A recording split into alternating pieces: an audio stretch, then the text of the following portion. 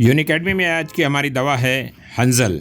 इसे आमतौर से इंद्रायण कहते हैं इंडोपाक में। आपको ये खूबसूरत सा फल नजर आ रहा है, सेब की तरह हाथ में है, लेकिन ये बड़ा कड़वा खतरनाक जहरीला फल है। लेकिन हिकमत से इस्तेमाल किया जाए तो इसमें कई दवाई खवास भी पाए जाते हैं। आइए इसकी मुख्तसर तफसील जानते हैं। इसे अंग्रेजी में कोलोसिंथ या बिटर एप्पल या बिटर मेलन कहते हैं। लातीनी में इसे सिट्रुलस कोलोसिंथिस। ये मिजाजन गर्म तीसरे दर्जे में और खुश्क भी तीसरे दर्जे में है। पहले अफालो खवास और उसमें सबसे पहले नफ़े खास। ये मुसले बलगम वो सौदा है। बलगम का भी अखराज करता है, सौदा का भी इसहाल के रास्ते अखराज करता है दस्त के जरिए। ये वजुल मुफासिल के लिए इसीलिए काम आता है, बड़ा नाफे है। इसके मशहूर अफाल जानते हैं। ये मुसले बलगम और सौदा है, बलगम और सौदा का इसहाल करता है। मुश्किल अल्फाज आपको यहाँ पर दे दिए गए हैं। ये मुहल्लिल औराम है, वर्मों को तहलील करता है। मुस्कित जनीन है, जनीन यानी हमल का इसकात कर देता है, इसलिए एहतियात जरूरी है। यहाँ कुछ बुनियादी माखज हैं जिनकी मदद से मैं ये वीडियो लेक्चर तैयार करता हूँ।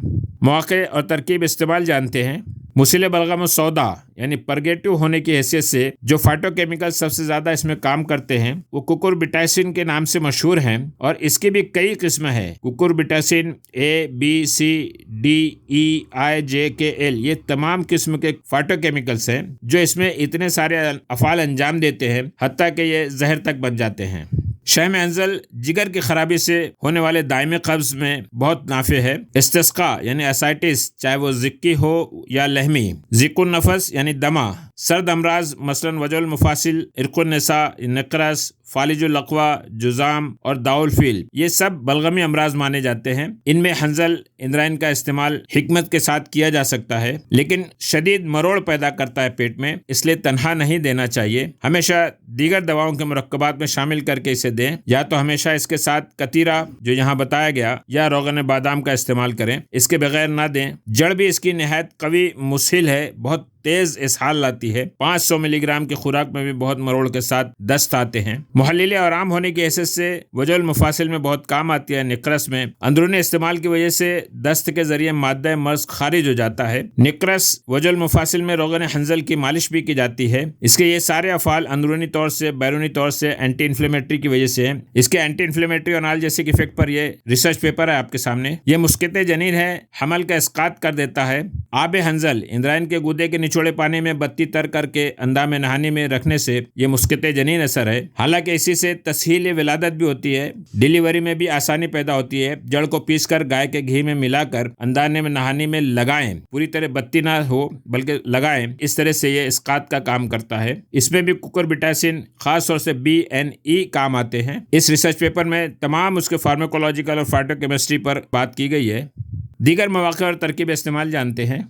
इस्तिस्का के लिए काम आता है। पेट में पानी भर जाए, चाहे किसी भी वजह से हो, कल्बी हो, जिगर की वजह से हो, शहम हंजल का जोशांदा इस्तिस्का के लिए इस्तेमाल किया जाता है। वर्म इत्तिहाल को दूर करता है। इसके लिए इंद्रायण के बीज 5 अदद रोजाना पानी से निगल लें। बीजों में जहरीला असर कम होता है।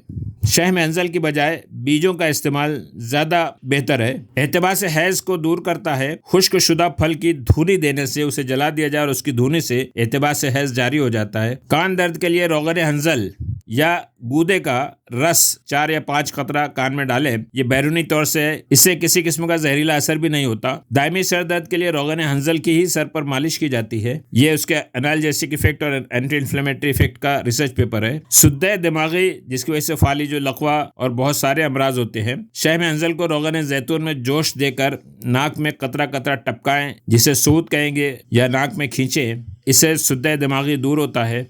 दांत और मसूड़ों का दर्द अगर हो तो जड़ को सिरके में जोश देकर कुलिया करवाएं। दांत का दर्द और सूजन भी कम हो जाएगी। जोशांदे जड़ तैयार किया जाता है। इससे इस्तिस्का, फील्पा, खून जमने की शिकायत हो, पूरे जिस्म में कहीं खून जम जाता हो, जो आमतौर से कार्डियक पेशेंट्स में देखा जाता है, और बिच्छू की सम्मियत, बिच्छू के काटने के वक्त इलाज के तौर पर जोशांदे जड़ का इस्तेमाल किया जाता है। लेकिन जड़ में भी इसहाल का असर बहुत शदीद है, एहतियात लाजिम है। वर्म पिस्तान अगर पक जाए तो जड़ का लेप मुकामी तौर से पिस्तान पर लगाएं। एहतिबार से बॉल हो अगर तो जड़ को पानी के साथ पीस कर छान कर पिलाएं। खुराक बहुत कम रहेगी। सख्त फोड़े तहलील हो जाते हैं हंजल से। जड़ को सिरके में पीस कर गर्म करके वर्म पर लगाएं। पेट के कीड़ों को मारना हो, निकालना हो तो शहम हंजल को गर्म करके पेट पर बांधें। सब तरह के कीड़े जो है मर जाते हैं। यह रिसर्च पेपर एंथेलमेंटिक इफेक्ट के बारे में बतलाता है। हामला का पेट अगर सही हालत पर नहीं आया है, फैल गया है, ढीला हो गया है, तो शहम हंजल को पानी में पीसकर पेट पर लेप करें। दीदान शिकम के लिए ये नुस्खा है छोटा सा। इंद्रायण की जड़ 3 ग्राम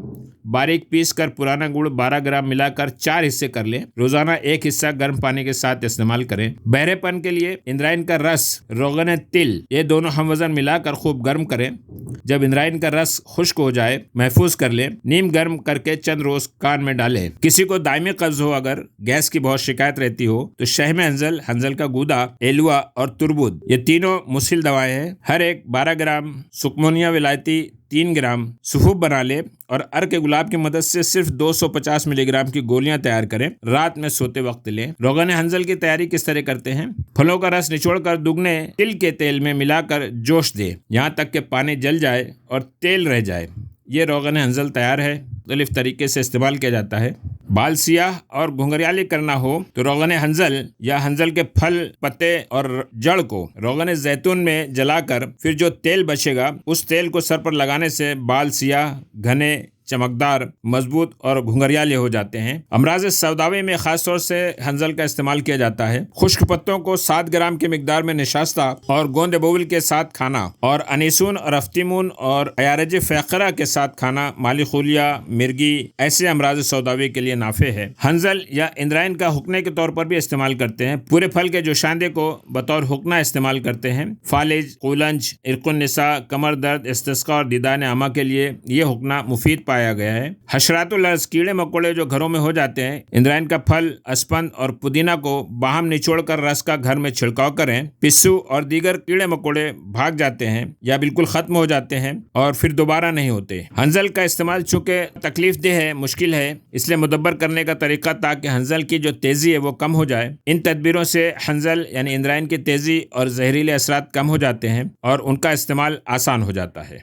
पहली तदबीर, दूध या घी में इंद्रायण के गूदे या खुश्क जड़ को बारीक पीसकर दूध या मक्खन यानी घी में मिलाकर पकाएं या दूध में उबालें। दूसरी तदबीर, पानी और सिरके की मदद से इंद्रायण के गूदे यानी शहम हंजल के टुकड़ों को कई घंटों तक पानी या सिरके में भिगा दें और उस पानी को वक्तन फवक्तन घंटा 2 घंटे से बदलते रहें। इस तरह से जहरीला असर पानी में निकलता जाएगा और फिर पानी नया ले लें। पानी पुराना फेंक दें, नया पानी डाल दें। दीगर अशिया के साथ पीसना, मुलायम अद्वियात जैसे गोंद कीकर या अलसी के बीज के साथ पीस कर इस्तेमाल करें। जहाँ इंद्रायण यानी हंजल के बारे में हमारी किताबों में जिक्र है और उसके इस्तेमाल और अफ़ाल के बारे में तफसील है, जदीद तिब ने जब इस पर तहकीक की तो कई नए अफ़ाल भी सामने आए। एंटी डायबिटीज इफेक्ट आया इसका। टाइप 2 किस्म की जो डायबिटीज होती है उसमें इंद्रायण हंजल में पाए जाने वाले फाइटोकेमिकल्स कोलोसिंथिन या कोलोसिंथेटिन, इनकी वजह से खून में शक्कर की मिकदार पर कंट्रोल आता है। यह इसी सिलसिले का रिसर्च पेपर है। यह एंटी माइक्रोबियल भी साबित हुआ। क्वर्सेटिन एंड कैम्फेरॉल इंद्रायण के जरासीम कुश असर के कीमियावी अज्जा हैं जिनकी वजह से कई किस्म के जरसूमे, फंगस और वायरस खत्म होते हैं। यह हाइपोलिपिडेमिक है, चर्बी को भी कम करता है। खास तौर से हंजल में मौजूद linoleic acid, omega 6, oleic acid, omega 9, ये चर्बीले माद लिपिड और ट्राइग्लिसराइड्स पर अपना मखसूस असर दिखाते हैं और उन्हें कम करते हैं। ये रिसर्च पेपर है जिसमें दोनों चीज पाई गई, शुगर पे इसका क्या इफेक्ट है और चर्बी पर क्या है। एंटी डायरियल भी पाया गया। वैसे तो शहम हंजल उसकी शदीद मुस्हिल खासियत की वजह से मशहूर है कि इससे बहुत दस्त आते हैं, इसहाल होते हैं, लेकिन हैरत अंगेज तौर पर इसका हाइड्रो अल्कोहलिक एक्सट्रैक्ट, इसकी वजह से बिल्कुल मुखालिफ असर सामने आया और वो भी बहुत महफूज असर रहा। ये दस्त को बंद कर देता है, बल्कि इसका असर जदीद दवा लोप्रोमाइड की तरह साबित हुआ। यह रिसर्च पेपर इसकी एंटी डायरियल एक्टिविटी के बारे में है। हंजल एंटी कैंसर भी साबित हुआ। हंजल के गूदे में मौजूद कुकुरबिटासिन के जो मुख्तलिफ डेरिवेटिव्स हैं E, B, I, J and K, ये 5 डेरिवेटिव्स खास तौर से एंटी कैंसर इफेक्ट के लिए असरअंदाज साबित हुए। मुख्तलिफ तरीके से सरतानी खुलियात की अफजाइश को, उनके रिप्लिकेशन को रोकते हैं। ये कैंसर पर ही कुकुरबिटासिन के क्या असरात हैं उसका रिसर्च पेपर है आपके सामने। हर रिसर्च पेपर की लिंक ऊपर दे दी जा रही है। ये चार्ट आपको बताएगा कि हमारी किताबों में जिन अफ़ाल व ख़वास का जिक्र है हंजल के ताल्लुक से, उसको जदीद तिब ने अपनी तहक़ीक़ में सही साबित पाया।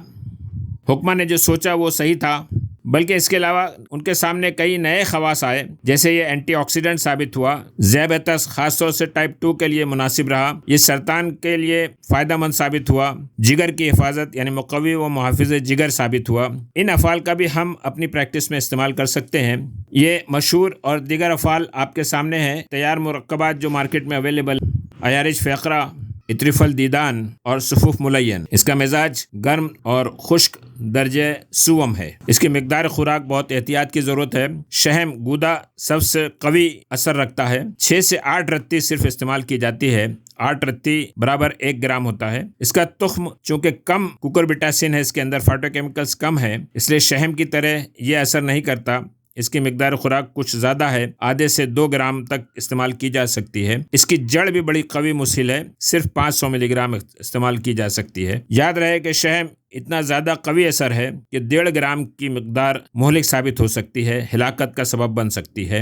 इसकी मुजर्रत शदीद मरोड़ पैदा करता है, मैदे और आंतों के लिए कमज़ोर अफराद के लिए नुकसानदेह है। इसकी इस्लाह के लिए कतीरा, गोंद कीकर, रोगन बादाम और निशास्ता इसमें शामिल कर लें, बल्कि हमेशा इनके साथ ही इस्तेमाल करें। अगर हंजल ना मिले तो बदल के तौर पर सिब्र से कुतरी यानी एलवा इस्तेमाल किया जा सकता है, जो इसके इसहाल दस्त लाने की खासियत का बदल है। अहम बात याद रखें, पहले तो हंजल बिला ज़रूरत ना इस्तेमाल किया जाए, और अगर अशद ज़रूरत में हो तो हंजल को मुस्लिह के साथ ही इस्तेमाल करें। यह थी हंजल यानी इंद्रायन के बारे में फ़ाल इस्तेमाल की मालूमात। आगे मुख्तलिफ ज़बानों में उसके नाम, माहियत और पहचान और दीगर तफसीलात। हंजल, जिसे इंद्रायन भी कहा जाता है, इसे अंग्रेज़ी में कोलोसिंथ कहते हैं।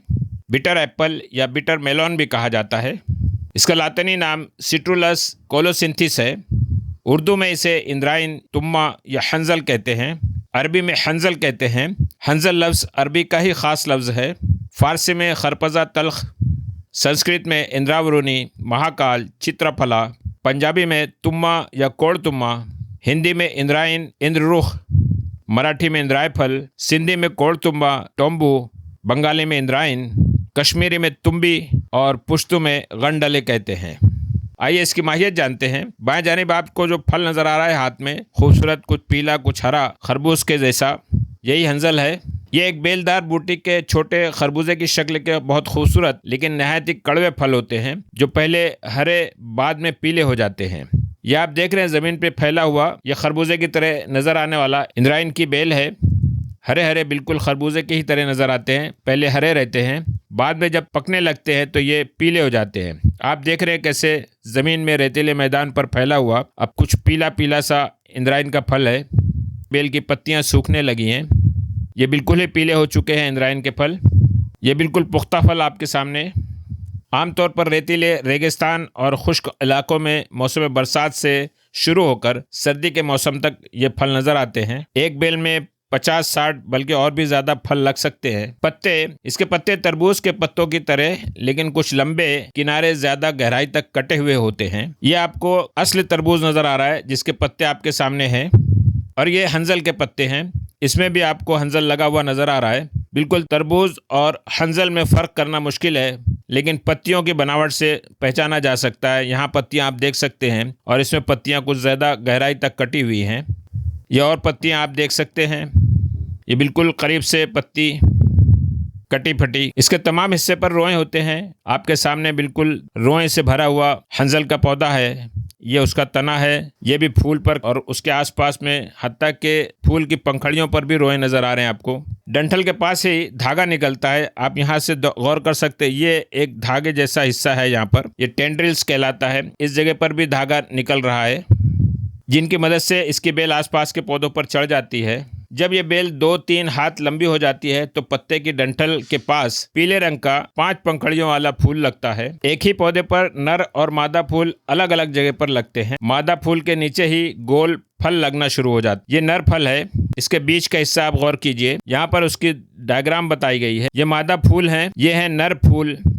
दोनों के दरमियानी हिस्से में बहुत फर्क है, और इस तरह से फूल के नीचे ही फल लगना शुरू होते हैं। यह आप गौर कर सकते हैं। यहाँ पर रोआ भरा इंद्रायन का फल लगना शुरू हो गया है। ऊपर का जो फूल का हिस्सा है वो खत्म हो चुका है, और ये इंद्रायन का फल सब्ज हालत में, फल सेब के बराबर पहले सब्ज और पकने के बाद पीले हो जाते हैं। ये बिल्कुल जर्द पीले इंद्रायन के फल का अंदरूनी हिस्सा आपको नजर आ रहा है। फल में चिकने चमकदार लंबूतरे तुख्म लीमू की तरह चॉकलेटी या सियाह तुख्म भरे होते हैं, और आसपास में नर्म गूदा होता है। ये गूदा शहम हंजल कहलाता है, और यही दवा आमतौर से इस्तेमाल होता है। तुख्म भी इस्तेमाल होते हैं। ताज़ा फल का गूदा नर्म और रसदार होता है। गूदे को अरबी में शहम हंजल कहते हैं। गूदा यानी शहम हंजल, तुख्म हंजल और इसकी जड़, यही 3 चीजें आमतौर से दवा में इस्तेमाल होती हैं। तना पहलूदार होता है, सहारा ना मिलने की सूरत में जमीन पर कई मीटर तक बढ़ते जाता है। यह आप देख सकते हैं, चौकोन से गोलाई नहीं है इसमें, बल्कि कई पहलू में इनके तने होते हैं।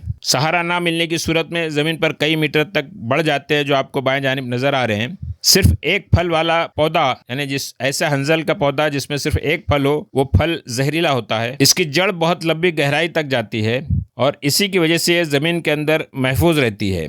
नए बरसात के मौसम में इसी जड़ से फिर नए बेल उगना शुरू हो जाती है और फैल जाती है चारों तरफ। नबाताती खाका आपके सामने है। इंद्रायण का फल या हंजल मर्दाना फूल, जनाना फूल, ये जनाना फूल है ऊपर, जबकि ये दूसरा जो है ये मर्दाना फूल है। जिस फूल के नीचे इस तरह के गोल हिस्सा ना हो वो मर्दाना फूल होता है। बेल फैली हुई, सहारे के लिए रेशे निकले हुए, ये तुख्म है इसका। जब उसको क्रॉस सेक्शन किया जाता है तो तुख्म की तरतीब इस तरह से होती है। इस्तेमाल होने वाले अज्जा अक्सर गूदा, यानी फल के अंदर जो गूदा है वही जिसे शहम हंजल कहेंगे, और जड़ इस्तेमाल होती है। बाजार में आपको इसी शक्ल में मिल जाएगा। इंडो पाक में ये सब जगह उग जाता है। दुनिया में हंजल या इंद्रायण बांग्लादेश, श्रीलंका, म्यांमार, अफगानिस्तान, ईरान, तुर्की, मिस्र, सऊदी अरबिया, यमन, ओमान और कई शुमाली अफ्रीकी ममालिक मसलन सोमालिया, इथोपिया, ये सारे जितने अफ्रीकी ममालिक हैं वहाँ ये उगता है कुदरती तौर से। उसके अलावा इन सारे इलाकों में यह कुदरती तौर से पाया जाता है और खुदरा तौर से उगता है। ये थी हंजल यानी इंद्रायण के ताल्लुक से मालूमात। अगर वीडियो अपलोड करने के बाद कोई अहम तब्दीली या इस्लाह की गई तो पिन कमेंट में आपको बता दी जाएगी।